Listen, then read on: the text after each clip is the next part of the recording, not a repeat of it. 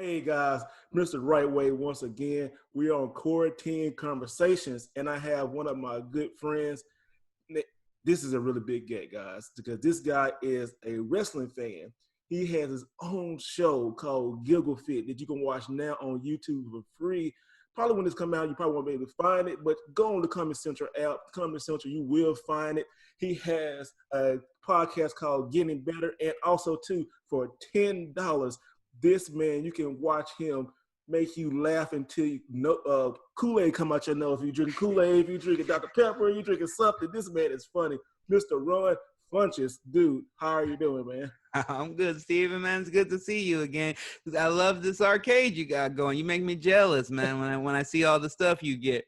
Oh, man, appreciate it, man. You know, I just love me some video games, man. You know what? I'm actually happy that my fiance, going to be my wife soon, allows me to have this. You know how, like, sometimes I dated one girl and she didn't like that stuff? I'm like, no, I can't be with you. I like geeky stuff. I like action figures and games and, you know, arcades and shit like that. And she like, I asked her, can I put it over there? Is it okay? You know, because I'm like, you know how like you date somebody and they always berate you all the time. You're like, I don't know if I'm gonna ask this. She might go crazy. She like, yeah, go ahead. I said, oh shit, all right. Well, let me go put this over here. No, it's beautiful. I mean, I think that's how you find the right person. The right person for you is by being yourself completely. You know, I used to do the same thing, hide my love of pro wrestling, hide my love of video games. And then I got to the point where I was like, I got my whole wall of action figures. I would bring ladies in here on the first date to watch a movie or something. And I'd be like, look, if you can't date a man that's got a whole wall of action figures, I'm not for you. You got to go find somebody else because I'm not changing. And like you said, it led to me, luckily, I got a beautiful nerd that I'm engaged with myself, and it helped me find the right person for me. And I've seen you and your significant other, and it seems like you guys are highly in love. So. Oh, man, yeah, we are, man. It just now, the quarantine, man, it really tests you, you know, because we already will have so many things. So sometimes when you're so much alike, they say that you'll grow apart, but it really has. It just kind of made us stronger. Everybody's going to fight. I mean, I think if you don't fight in a relationship, then it's kind of fake. And we fight and we get through it. And I'm like, I'm not used to that. I'm fighting and running away. No, man, she ain't let me go nowhere. She grabbed my ass. No, we're going to sit here and handle it. I said, oh, well, okay, you real then. That's good for me, you know, because I'm Leo and I'm like, I like till you go to hell in a nice way. And I don't mind speaking my mind. So that's what I really admire about you, man. You a black man doing it, and in our line of work genre would be something we enjoy. You really can't. It's frowned upon saying what you really, really mean, you know. And I know you experienced a lot of that before and stuff. And that's when some of your upcoming act, you know, coming up on YouTube and stuff soon. You're gonna be talking about that. Yeah. Thank you for bringing that up. Yeah, I have my new hour comedy special coming out September 5th, live streaming on YouTube. It'll be my first hour that's available worldwide. Everything else has been like through Comedy Central, only seen in America and stuff. So I'm really excited about that. And like you said, this is kind of a new thing for me where it's going to be a live show. It's not, you know, it will be live. If you watch it live, it'll be gone in 48 hours after that. And I'm going to talk about, you know, how I feel, what's going on in quarantine, what's going on in Black Lives Matter, and just what's going on in my personal life. And you know, some people I'm sure won't love it, but the people who know me and know I'm fucking amazing at comedy. So I think a lot of people will like it.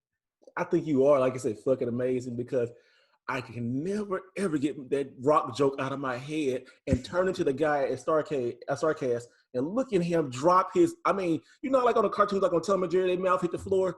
I can literally see his mouth hit the floor and you just like, oh, well, this joke, you can't take it. You need to get out of here.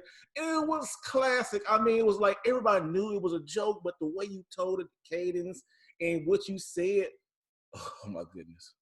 Yeah, I love playing with people. I love, you know, I don't necessarily curse a lot in my act, and I don't necessarily like to like get all derogatory or things like that, but I love to fuck with people. And so that's what I think the rock joke is very great about, is that it kind of builds up because all the guys are on my side when I'm like, Rock's great, he's awesome, and this. And then when I get to the point where I was like, well, if he wanted to have sex with me, I'd have to let him. Then they're like, whoa, we don't like him that much. It's so funny, man. Like The Rock, everybody loves The Rock, man. And like nobody really say anything bad about The Rock. You know, I really don't hear nothing. And he carries himself so well. You know, like I said, man, anything he put out, my friend messed with you'll buy it. I said, you damn right. That tequila he just put out, shit, I bought it. I had somebody get it for me. I got to pay him back, but I couldn't find that here in Dallas, man. It's like I remember when he first came out with his clothing line with Under Armour. Mm-hmm. Man, couldn't get that stuff for nothing. I got like a pair of shoes, and that was it. Everything else just ate up. I said, man, teach me the ways, you know? Yeah, no, that Project Rock is popular, and exactly like you said, it's like he's a great inspiration for me, because I think a lot of people who only know him from movies and stuff, they see him as this big star. But I think what's beautiful is that for those of us who are already wrestling fans, we saw the whole development. We saw this guy who it looks like they were going to give up on, and turn himself into the best wrestler, the biggest draw, one of the biggest draws of all time, and then go from that. And a lot of people, you know, like Stone Cold, he got hurt to walk away. You know, The Rock could still be wrestling now. And he said, I want to take on another challenge. And people were making fun. People act like right now, they're like, oh, yeah, The Rock in a movie, of course, he should be in 20 movies. But when The Rock first got into the movie game, people were making fun of him like crazy. And to see him continue to develop, continue to push, and continue to just follow his vision, it's been deeply inspirational for someone like me, because I come from nothing. I come from $7, you know? So like, if he can do it, and it makes me feel like I can. Man, that is great, man. You just said, you hit everything I was thinking about, brother. It's just like, we saw it, and it gives us that satisfaction. Go back to wrestling, like, you know what? Look what wrestling did. And people are like, oh, even like, I don't watch football, but look like how the NFL stole all the stuff from what was that Federation? I don't even watch it no more. What was that? XFL? The XFL. Yeah, they saw the camera angles, and then even when I see like the little versus matchup, I said, no, y'all stole that from wrestling. Yeah, well, they often talk about like the way that they shoot the Olympics now, and the way that they do the little promos and the pre-videos. They took that from WWE. They took it as a way to like get you emotionally invested in these characters, just like the WWE does. People who don't, I think it's the same as like comedy, pro wrestling, video games, comic books, metal, hip hop. There's always like these lessons and this value to it that people who are big fans of it learn, but that people who dismiss it will never see. I agree 100%, man. Like, we had to fight back in the day. Like, if you like all the nerdy stuff, like, why you like that stuff, and you don't like it, but like, I think it's pretty cool with me, you know. So when did you decided or found out your love for comedy and for wrestling, and did it both intertwine, or where did it intertwine? Can you walk us through that? Yeah, well, I mean, they were both very young. They were both very, very young, and they probably were around the same time. They're both some of my earliest memories. Is that I grew up in Chicago, Illinois, and I grew up in a house full of all women. Like, my mom was a single parent, and we lived with my aunt, and I had my sister, and my aunt had her daughter. So it was 4 women and me, and so I spent a lot of time playing Pretty Princess, braiding people's hair, giving massages when they came home from work. Whether I wanted to or not. I never wanted to. I never was like, let me give my mom a massage. And they know, hey, and you know, when you're in a black household, you got to do something like that. Or get up, go change the channel. I'm like, oh, I won't do it. Like, yeah, I've been working all day. You got to, yeah. You gotta pitch in when you're the man of the house at that point, at 8 or 7. And so one of the only like kind of like male bastion of energy I had was that my uncle would take me to Rosemount Horizon in Chicago, and he would take me to WWF house shows. And I first saw the Hulk Hogan versus Earthquake in a stretcher match. That was the first match that I remember. Wow. And I was just hooked on Hulk Hogan, on the red and yellow, on the say your prayers and take your vitamins. I didn't know the vitamins were HGH and steroids. And I didn't know the prayers had the N-word in them, but here we go. But that's one thing. I'm thinking, man, like, man, wasn't that such a disappointment, man? Yeah, I think that's the thing that he truly doesn't get.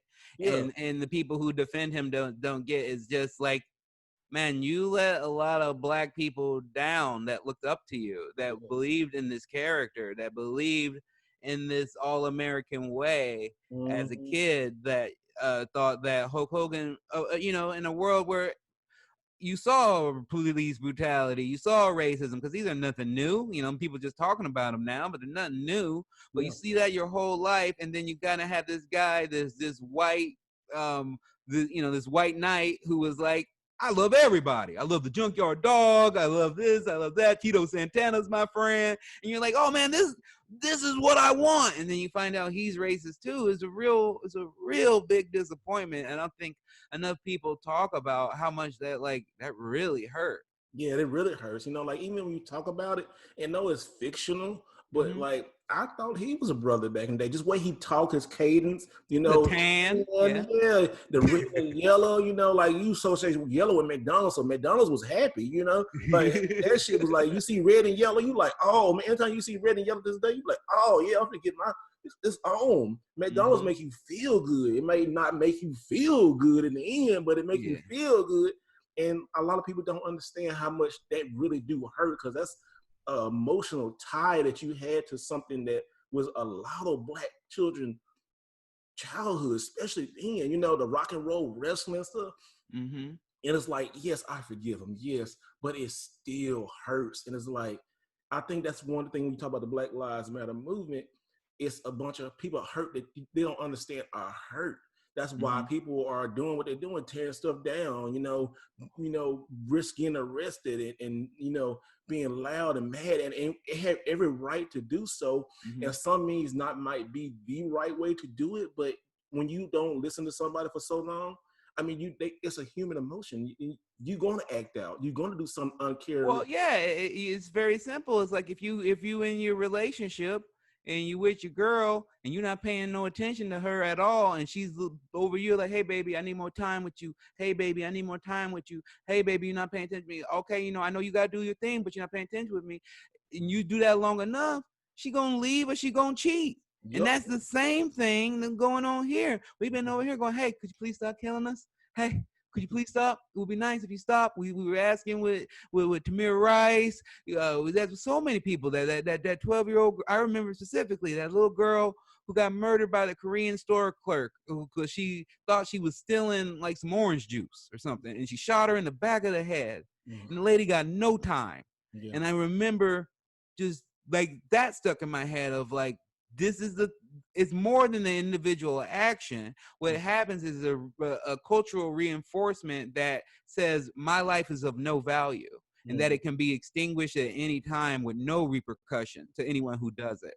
And that is a horrible way to live. That's a horrible weight to have on your shoulders, knowing that, hey, not only do people sometimes just dislike me because of the color of my skin, even though they don't know me. That's the thing I think about all the time. Like I come, I'm sure my fiance is not super in it, but she comes from a small town background, and there's some members of her family that are a little intolerant, and they're not the best fans of us being together. And I'm like, how could that be? If you knew me, I'm the best thing that could happen for someone like that. Like I got my own house, I got my own business, I got all this. I'm the fucking catch. The only thing that you could say against me is my color of my skin. Like, come on. And that's something different. Yeah, so frustrating. It's old as hack. So brother, you're preaching to the choir, but it's good to like let people, a public figure like you know, who's a black public figure, know about this. It was something really inspirational when The Rock said something, but he was talking about the president. Where are you? And he usually don't say shit like that. He's one of those people that you're not gonna know where I'm standing at. But when he said that, I was like, bro, area more respect about you, bro. Because like even one of my friends like, man, I can't believe The Rock said something. I said, I can't believe it either. I mean, he's actually took a stand on something that was like powerful. But when it was measured and it was like said it the right way, it was like so cool. It was like, dang, because he knows where his audience is. It's almost like he can't fuck up.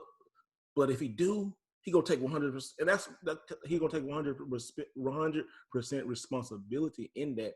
And that's the type of people that you want as leaders. That's the type of people that you want to follow out. That's what kind of a human being you want to be. You know.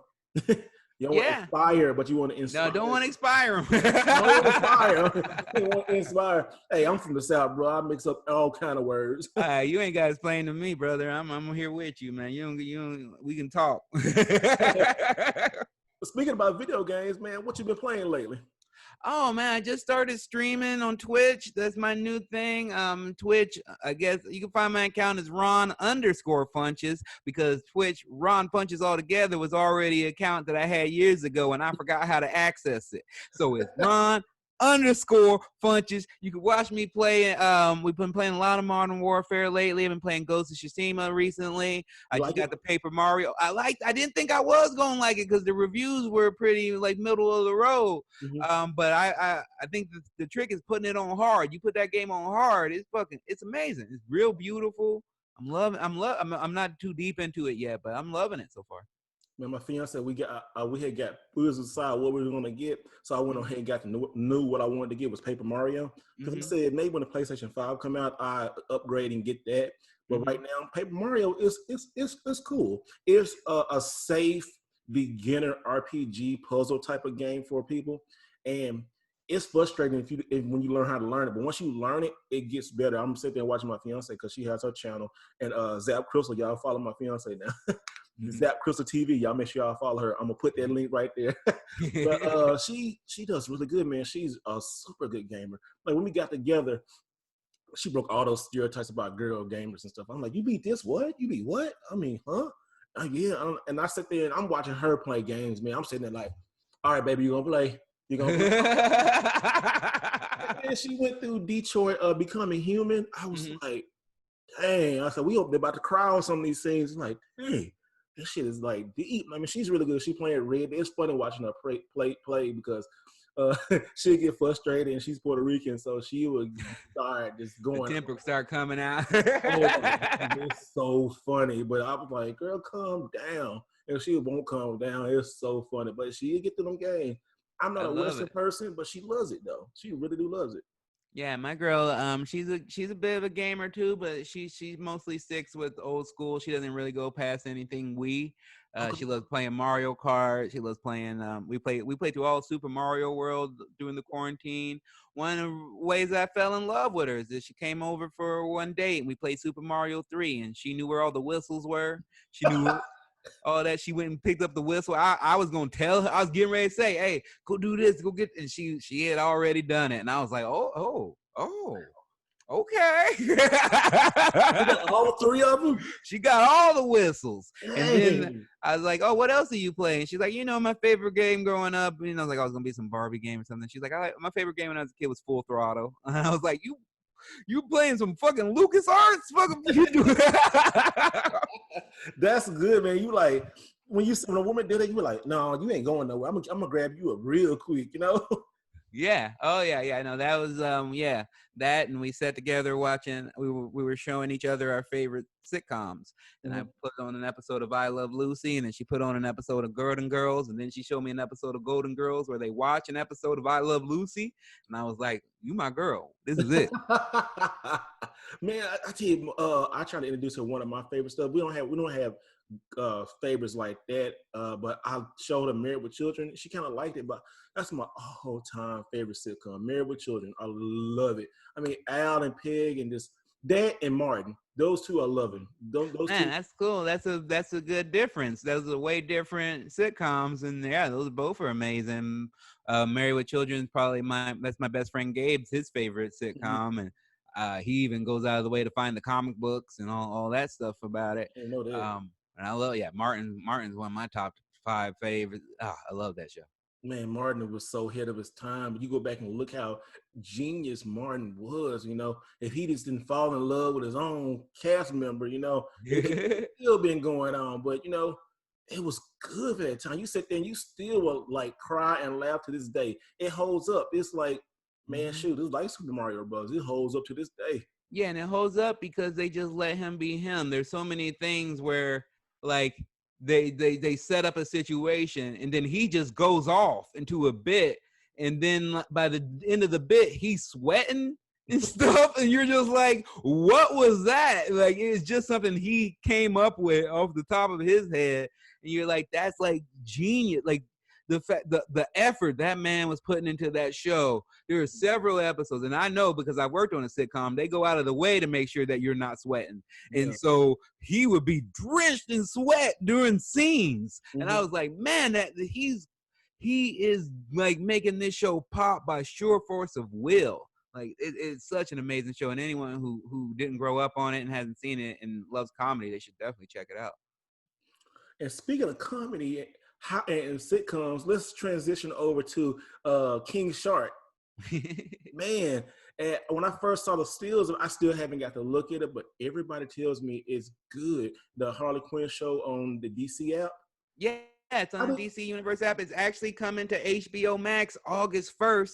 So more people will actually get to see it, which is great because it's a great show. It's kind of cool because like my whole life, I grew up watching like these cult hits, right? That like not a lot of people knew about, but people who did know about it were like, this is amazing. And now it's like, for me, this feels like the first time I'm in one. Like, because I get so many responses and reactions from people who are like, oh, you're King Shark. Like back when we had shows and people would bring me pictures of King Shark to sign. And I was like, man, this character is hitting. People were fucking relating to this. And I watched the show because I grew up off the Batman, the animated series. That's one of my favorite cartoons. And as an adult, this is like the perfect, like, sequel. Is like, you know, it's just if you took Batman the animated series and you put it through the eyes of Harley Quinn, and it was just this hilarious fucking show. It's got JB Smoove is in it, Wanda Sykes is in it. It's got all this great talent that I'm so lucky to get to work with, and the fact that people are like, King Shark is one of their favorite characters on the show. It makes people be like, your interpretation of King Shark is my favorite interpretation. And I was like, I'm just being me. So they like it. They like you, really. Yeah. You say, hey, you see me on King Shark? Come see me on YouTube. You know? Yeah, please. With that $10, go see this man. Y'all seen him? Go see him. Please. It's a value.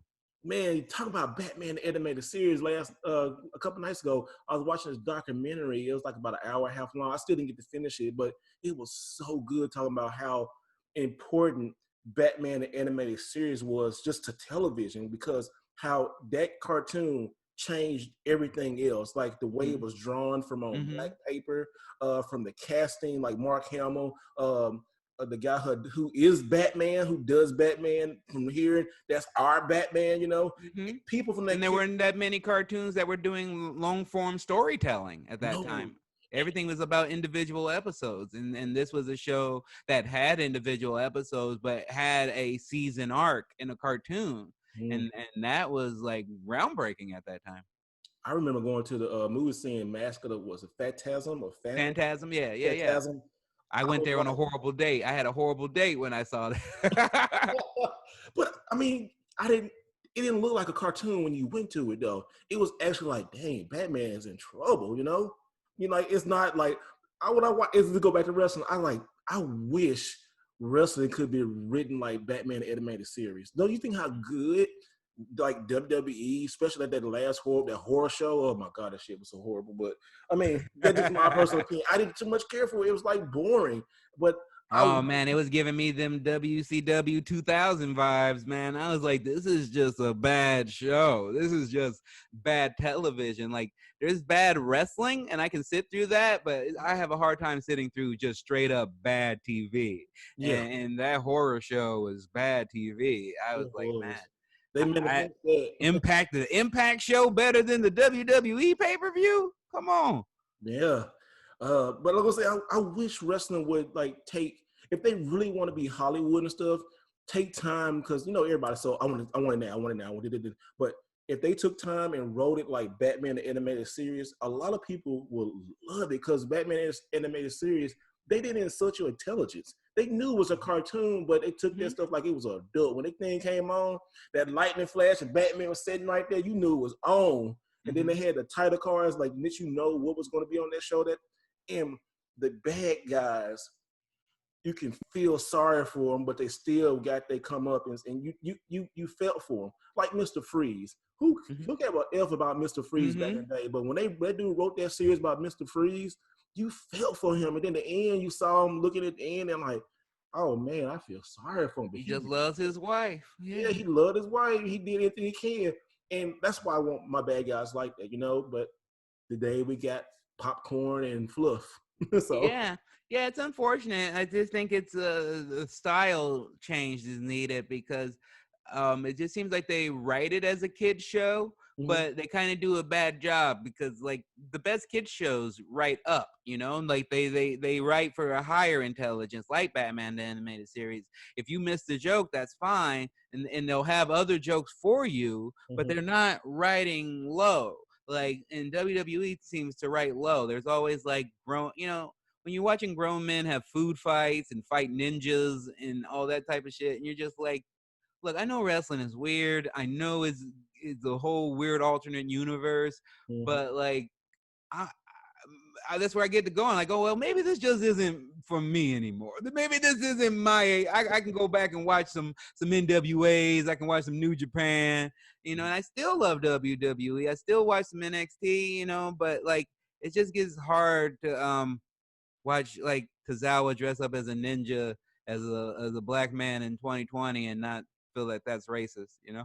Yeah, but man, speaking of not corny, AEW is like every week is knocking it out the park. You know, it's like I haven't felt that way about a wrestling show, and I'm not saying it because I know people who there personally, but it's really really fresh. You know, it's freshly squeezed. You know, but it's like it really is good. Like Jericho and just how he's doing over there, and then you know, like Lance Archer, he's amazing. You got the best friends. I mean, everybody is getting their shine. It's almost kind of written like one of those like anime series. Like I don't know if you watched My Hero Academia. Have you seen that? Yeah. Okay, so you know how everybody get their shine in the episode. Yeah, that's how they had to write. Yeah, that's so funny you say that because I just been thinking about that. Is that like yeah, it is kind of the opposite because they kind of give you a little bit of everything, and then they just like if you like it, you like it, and you don't. And I love how it shows a love for the wrestlers because the fact that I know who their jobbers are, you know, that I know their names, as opposed to like when a WWE person just shows up, like, you know, and I'm invested in their storytelling. And the way they put it's almost like New Japan, where I look at them as young boys, and I'm like, oh, they're gonna get better. The Admiral's gonna get better. You know, the things are gonna happen. Pineapple Pete's gonna get better, and I'm invested in them as opposed to being when they come on screen going, oh well, there's no fucking way they're gonna win. Why do I care? I might as well just be on my phone and wait for this match to end.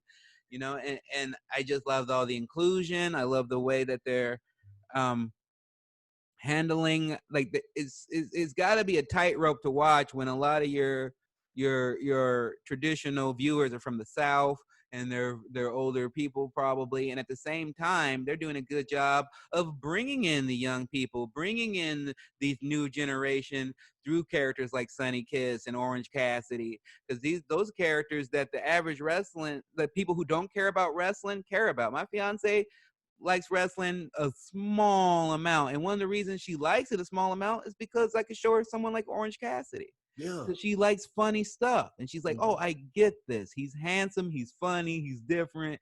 That I get. She doesn't care about two guys going, you know, that doesn't mean anything to her. Yeah, What means something to her is seeing someone like Sonny Kiss and on screen being like, oh, that's different. I know people like that, and I've never seen that in wrestling. I've never seen a male wrestler wearing diva tights. You know, it's like yeah, and it's nothing wrong with that. It's like no. Like Sonny is like an amazing person. Like I met her. I talked to her. Like, you know, and like talking about being gender fluid. Like her, what you just be respectful. Talk to me, and it's amazing. You know, it's like so good to see somebody out there, and also a person of color. You know, like Nala Rose. You know, who don't shy away from her background, and then you follow her on Twitter. Man, that girl is funny. Yeah, she's so funny. She too funny. I want to tell her privately. I was like, if you gonna be a heel, stop being so fucking funny all the time. Like, But she got that. But you know what? I think it was so funny because she reminded me of one of my aunts, and and she's unapologetically like her blackness is like there, and it's like her jokes are like black jokes, or black sayings and stuff like that. And it's like, oh yeah, I get that, and most of the world kind of get it, but when he's like, I get that, Yeah. It's like family stuff, like our jokes are our jokes in our culture and stuff like that. But we every now and then we'll throw it out there for somebody to they catch it. They don't, they won't, but they will, and they're like, oh yeah, come on. Like I like FTR. I said, FTR, man, they invited to the barbecue anytime, Yeah, hell yeah. Well, those Black Lives Matter posts they've been making and the donations they've been making, man. I was like, oh, excuse me for judging a book by its cover. I did not see that coming. I like, let me hit that follow, and I'm like, that boy's all right with me, man. Yeah. So we're going to close out real quick. Thank you for your time, man. But just give us something like, what was one of your first jokes that, that really hit that made you feel like good inside? Like, oh, you know what? I can do this for the rest of my life. Yeah, I think it was this joke I wrote when I was living on the Oregon coast. And it was just talking about the difference in being in Oregon and from being in Chicago. Mm-hmm. And that it was kind of similar, but with subtle differences. Like in Chicago, I was always going, oh shit, it's a gang member, or oh shit, it's a crackhead. In Oregon, I was going, oh shit, the blackberries are in season? This is a delicious situation I'm in. I really like that joke because it just kind of like showed my style of humor, and that, again, the misdirection that I like to do of making you think that it's going to be this darker turn, and at the end of the day, it's just me eating blackberries, getting ready to put them in my pancake batter. I mean, that's what I love about you, man. Like, you're so positive. Like, you're a gift to the world, brother. Like, just following you on Twitter and on Instagram. I'm glad to get to know you and stuff. Like, when we meet, like I said, you just, everything that is positive about our culture, and it's great, and it's funny, and it's fresh, and it's unapologetic, and it's just smart, and it's you just hit all that positive stuff. I mean, of course, you can go other ways, but you choose not to, and I think that's like the genius of you and stuff. And you branching out to Twitter and like to Facebook and Twitch, and even the Instagram stories, the one you did the other day, just talking about, even the Getting Better podcast. Y'all need to download because it makes you feel good. I almost say like your whole thing is like you walk into like a room full of vanilla candles. Like, it was good. I think I'm gonna stay here for a little bit longer, Yeah, I mean, they're all a little different, but they're all like me, whatever me. My podcast is more like positivity based. It's more affirmation based. It's based off of the business side of my head that's always thinking about getting better, and it's always because I come from like, I used to be 360 pounds. I used to be broke as shit. I used to not know what I was going to do with my life at all. And I had no money, I had negative money. And now I have my own home, and I did all this stuff myself, obviously with a lot of help. But it to me, there's this mindset of like, some people are like, oh, well, you were talented and you were in shows, so of course you would. And it's like, well, I wasn't always. And the people that I look up to, they weren't always them, and they continue to develop. Again, the biggest example is The Rock. Yeah. If you just stopped and interviewed The Rock when he was a wrestler, you're like, oh, it was awesome, he was a good racer. And then he was not done. He was still developing. He was still getting better. He's still getting better, and we're all getting better. And I like to focus on that and talk to people about how they're doing that, because this culture is just built so much on tearing people down in the negative. I like to go the other way. In my stand-up, I try to keep it optimistic but also sharp, and I try not to shy away from whatever I want to talk about. It's still dirty, it's still different and weird, but it's me. That's you, man. That's great. Now, we're gonna finally close out again, but let's talk about Awakening, because I want everybody to come see that, man. You said you have some special tiers. I was seeing it on your Instagram. Yeah. Absolutely. It's my first live stream special. It's going to be live all across the globe, September 5th. It'll be up for 48 hours. You can live stream it on YouTube. I'm doing it through Christopher Titus, who is a legendary comedian and a comedic actor from that show Titus. I'm sure a lot of people who are my age remember. And so he's helping me put together this show. And basically, it's a $10 ticket. So it's like it's kind of like the cheapest comedy show that you can go to. Most shows got, $25 ticket, 2-drink minimum, all that shit. So you can stay at home, get yourself a $10 ticket. If you want a VIP ticket that includes like a Zoom meeting with me and the other 2 comedians performing, and we're gonna hang out and talk to everybody there. And there's only limited to 40 tickets on that, and those are $50. But for just if you just want to spend $10 and have a good night and see my material and what the things I've been working on since Giggle Fit, this is your chance. Yeah, man, everybody get these. These tickets are I promise you will be highly entertaining. You're gonna laugh your ass off. You're gonna LAMOFBABC, all of that. I promise y'all, you're gonna run is the truth, guys. I'm telling you. And if you haven't seen Giggle Fit, find it somewhere. Go and come and say, I want to see Giggle Fit. Go see it, guys, because I'm telling you, you will have so much fun. And also, and Ric Flair's in it. Ric Flair's in it. Man, you got Ric Flair to open your stuff up. I mean, that's when you made it. You had that forever. You got the man. Oh man, trust me, because I hadn't seen it in like a year and a half. I saw it a bunch when we were making it, and then when it came out, and then now that it's out on YouTube, I sat and I watched the intro, and it literally, like, it turned me into a kid. I was like, I can't believe I got Ric Flair to be in my special and curse at me, and I'm wearing a Ric Flair robe, and all these people are holding signs with my name on it and all these things, and I was just like that truly was a dream come true. That was, and you deserved all that. Like I say, you deserved it. Well, thank you so much. Tell people where they can find you, all your socials. Yeah, Twitter is at Ron Funches. Instagram is at Ron Funch. My Twitch, again, is Ron_Funches.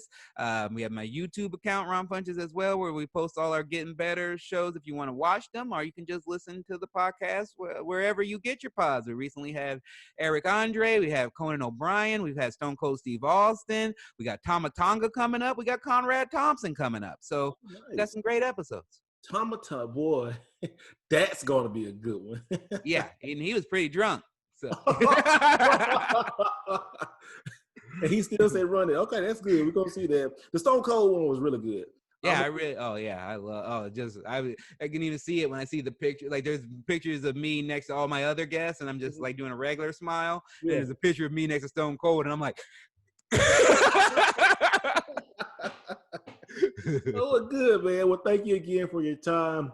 Everybody, thank you so much for tuning in. I hope you enjoyed this conversation on Quarantine Conversations.